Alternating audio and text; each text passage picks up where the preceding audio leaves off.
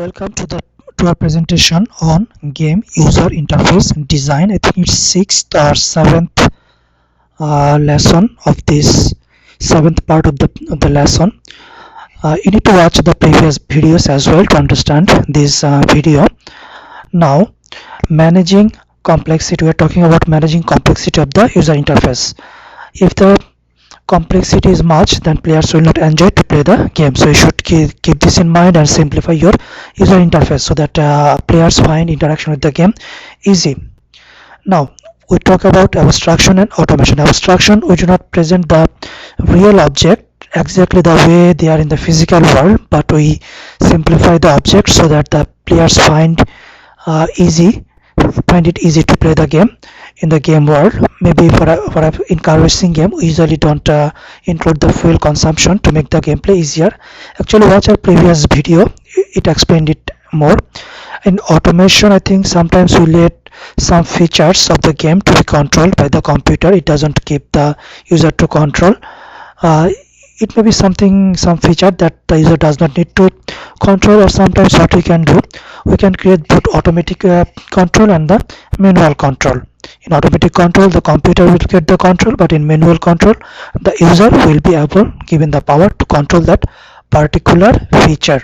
Now, another option to manage user interface complexity is depth versus breadth. I think there are two concepts of user interface: broad interface, that actually the breadth; deep interface, it's the depth concept. So broad interface, the user interface will contain many options, but the advantage will be if the user knows which action, which element does what, he can immediately take the option, or which element is showing what information, he can instantly take a look and know the information. But the disadvantage is for the novice players, checking through all the elements and finding the right one to act with can be daunting. But once they're familiar with this, so broad interface works well and it becomes easy, and maybe players will enjoy this more. In deep interface, there are not many controls options on the screen. Maybe the options are categorized and the player has to go step by step to go to the particular action. I think it's easier to learn from the initial guess. They can select the menu and then they can go step by step. But when the player becomes experienced with the game, I think they may not like this approach. So you may assign some shortcut keys in the deep interface.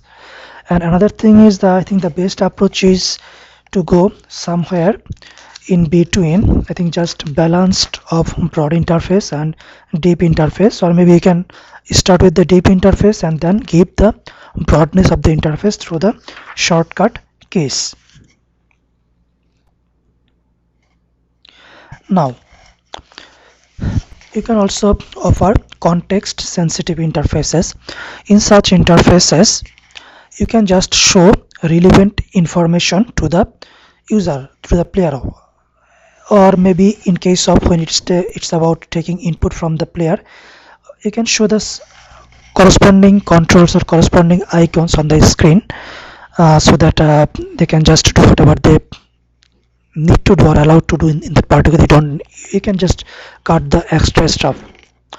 Now, another aspect of managing complexity of user interface is avoiding the obscurity. I think sometimes it happens that the user interface is too obscure, so that the player does not understand the user interface and find it difficult to interact with the game.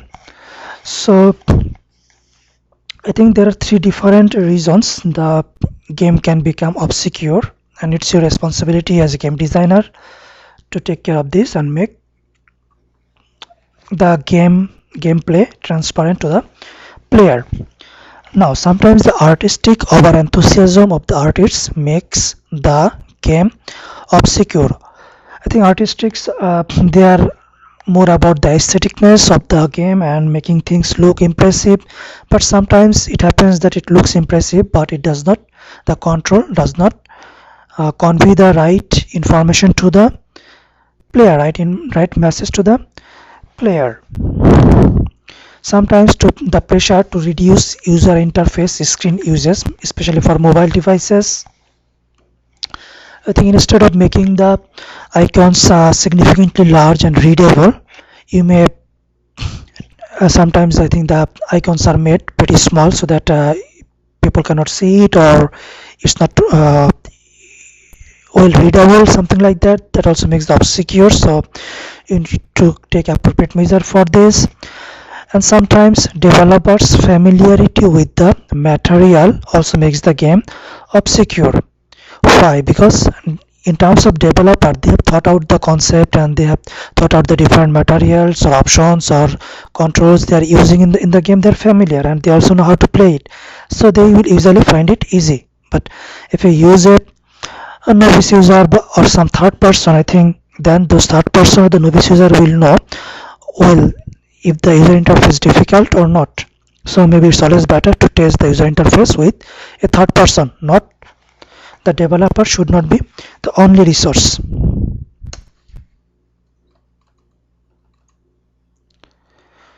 Okay, in our next lesson we'll discuss about the interaction models. Okay, have a good day. Bye for now.